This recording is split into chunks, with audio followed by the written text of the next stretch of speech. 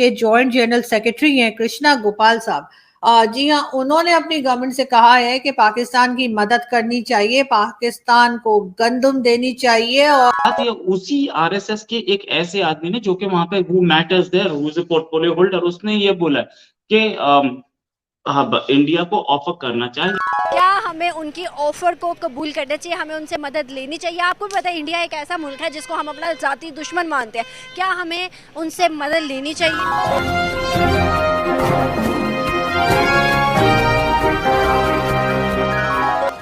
नमस्कार दोस्तों, welcome to our channel. जैसा कि दोस्तों हमारे पड़ोसी मुल्क पाक की कंगाली पर आरएसएस के सह कार्यवाह डॉक्टर कृष्ण गोपाल ने कहा कि भारत सर्वे भवन्तु सुखिन का विचार रखता है। भारत चाहता है कि दुनिया का कोई भी देश गरीब न हो, कोई भी व्यक्ति भूखा न रहे।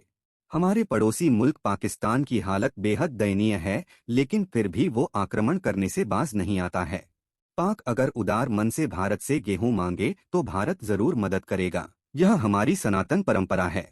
तो आइए दोस्तों इस पर आधारित पाक जनता व मीडिया की राय जानते हैं। जय हिंद। के जॉइंट जनरल सेक्रेटरी हैं कृष्णा गोपाल साहब। जी हाँ, उन्होंने अपनी गवर्नमेंट से कहा है कि पाकिस्तान की मदद करनी चाहिए, पाकिस्तान को गंदम देनी चाहिए। और उसकी वजह ये है कि जो आम सिटीजन्स हैं उनका कोई लेना देना या कोई कसूर नहीं है पॉलिसी मेकिंग में, या फिर भारत के साथ एक जो नफरत का बताया जाता है या जो कश्मीर कश्मीर किया जाता है, शायद उसमें जो है वो आम सिटीजन का कोई लेना देना नहीं है। और वो बेचारे भूखे हैं और वो बेचारे जो हैं वो रोटी को तरस रहे हैं, परेशान है, इकोनॉमी भी खराब है और साथ ही साथ खाने पीने के भी लाले पड़े हुए हैं। इस बात को उन्होंने अपनी गवर्नमेंट से कहा है कि जी भारत को पाकिस्तान की मदद करनी चाहिए। बहुत शुक्रिया सर। मैं पाकिस्तान की तरफ से, पूरी कौम की तरफ से वैसे तो होना चाहिए, लेकिन मुझे नहीं पता कि हमारी कौम क्या कहेगी और गवर्नमेंट और एस्टेब्लिशमेंट क्या कहेगी, लेकिन कम से कम मैं अपनी तरफ से जरूर आपका शुक्रिया अदा करती हूँ कि आपने जो है पाकिस्तान के लोगों का सोचा और आवाज उठाई और पाकिस्तान के लोगों के लिए आपने बात की कि उनको भी रोटी मिले और उनके पास भी खाने पीने की चीजें हों। आपने ये बात अपनी गवर्नमेंट से की। अब देखते हैं कि पाकिस्तान की गवर्नमेंट जो है वो क्या रिस्पांस करती है। मगर बहुत है, हमारी अभी किसी को अक्ल आ जाए और हम सब समझ जाएं कि हमने कैसे इकोनॉमी को संभालना है, और फिर उसके बाद थोड़ा बहुत जब संभल जाएंगे तो फिर अगर हमने दोबारा वो भारत दुश्मनी वाला चूरन बेचा तो वो तो बिकेगा नहीं। लोग कहेंगे लो अभी उस वक्त मुसीबत में पड़े हुए थे तो वो भारतीय ही आए थे ना, इंडियंस ही आए थे जिन्होंने मदद की थी, जिन्होंने मुंह में रोटी डाली थी, या जिन्होंने जो है गेहूं और जिन्होंने सब्जियां या व्हाटएवर जो भी हमें चाहिए मेडिसिन वगैरह वो हमें दी थी। अगर हम ये सारी चीजें ले लेंगे उनसे इस वक्त जबकि हमारी हालत बहुत ज्यादा खराब है, तो फिर उस वक्त जब हालात कुछ सही हो जाएंगे और दोबारा जब वो चूरन हम नफरत वाला बेचने की कोशिश करेंगे तो पब्लिक तो नहीं मानेगी, वो तो कहेगी जी ये पब्लिक है, सब जानती है। तो फिर उस वक्त क्या होगा? इसी राष्ट्रीय स्वयंसेवक संघ को, आरएसएस को बार बार बोलता रहा है कि हिंदू फैसिस्ट, हिंदू जियोनिस्ट और पता नहीं क्या क्या बोलता रहा है। उसी ने बोला कि हम पाकिस्तान हैं, 70 साल से हम साथ हैं। उसी आरएसएस के एक जनरल सेक्रेटरी ने, छोटे मोटे आदमी नहीं है, बड़े पोर्टफोलियो होल्डर है। और कृष्ण गोपाल को दुनिया जानती, कृष्ण गोपाल छोटे मोटे आदमी नहीं है, इनकी अच्छी रैंक है।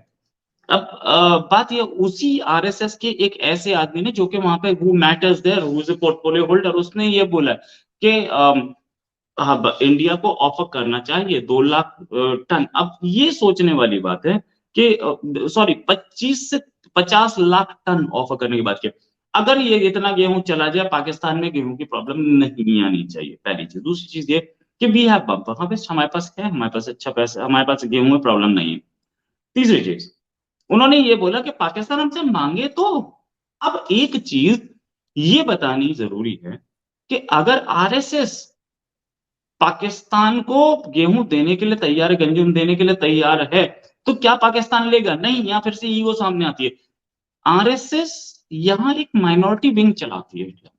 सारे मुस्लिम्स हैं उस आरएसएस में, और वो लोग एक दो नहीं है, 20-30 नहीं, हजारों की संख्या में हजारों मुस्लिम माइनॉरिटी विंग में हैं। उस माइनॉरिटी विंग की रिकमेंडेशन कहीं ना कहीं रही होगी या नहीं रही होगी, मेरे पास कोई ऐसी इंफॉर्मेशन नहीं है। लेकिन ये बात देखनी कि एक ऑर्गेनाइजेशन जिसको हिंदू कट्टर हिंदू, स्ट्रॉन्ग हिंदू ऑर्गेनाइजेशन माना जाता है, वो ये बोल रही है कि हमें पाकिस्तान को सपोर्ट करना चाहिए, या उसका एक पोर्टफोलियो होल्डर बोल रहा है कि हमें पाकिस्तान को सपोर्ट करना चाहिए, इसलिए इस समय उनके पास खाने के लिए नहीं है। तो और दूसरी चीज, पाकिस्तान तो इस पे कुछ बोलेगा ही नहीं, पाकिस्तान इसको एक्सेप्ट नहीं करेगा, वो तो गवर्नमेंट ऑफ इंडिया को ही नहीं उसने मांगना। और अब तो वो एक ऐसी ऑर्गेनाइजेशन से एक ऑफर आया है जो जिस ऑर्गेनाइजेशन को पाकिस्तान पहले दिन से बोलता रहा है कि ये तो नाजीज हैं, ये तो दुश्मन हैं, ये तो इंसानियत के दुश्मन हैं, इनको ये तो हिंदुत्व लाना चाहते हैं, ये तो मुसलमानों को मारते हैं, उसने ही पाकिस्तान का मुंह तो बंद कर दिया। हमें उनकी ऑफर को कबूल करना चाहिए, हमें उनसे मदद लेनी चाहिए। आपको भी पता है इंडिया एक ऐसा मुल्क है जिसको हम अपना जाती दुश्मन मानते हैं, क्या हमें उनसे मदद लेनी चाहिए? हमें मेरी बहन इंडिया में शामिल हो जाना चाहिए।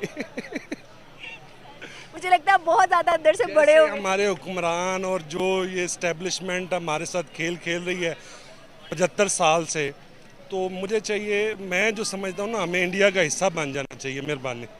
खुद ही है और तो कोई भी नहीं है। इंडिया तो ऐसे ही फजूल में हमने अपना दुश्मन बनाया है कि ये मुल्क के जो पॉलिसीज मेकर है वो उनका ही किया दरा जो है ना आम आवाम को इसका फेस करना पड़ रहा है। सर, एक आखिरी सवाल है आपसे, जैसे उन्होंने एक ऑफ़र दी है, उसके अलावा भी 2-3 ऑफ़र जो कि पहले उनके फॉरेन मिनिस्टर की जानिब से दी गई थी मामलात को बेहतर करने के लिए, क्या आपको लगता है हमें हल करने चाहिए, टेबल टॉक करनी चाहिए और हमें ट्रेड जारी करनी चाहिए? नहीं करनी चाहिए, टेबल टॉक करनी चाहिए। देखें ये दूसरे ममालिक जो हैं इस चीज़ से बेनिफिट्स लेते हैं।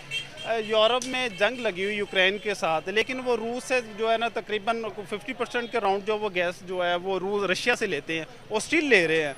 तो हमें भी इन चीज़ से बेनिफिट लेना चाहिए, बजाय कि हम रूस भागें या दूसरे ममालिक से जो है ना वो अपने मामलात को डील करें।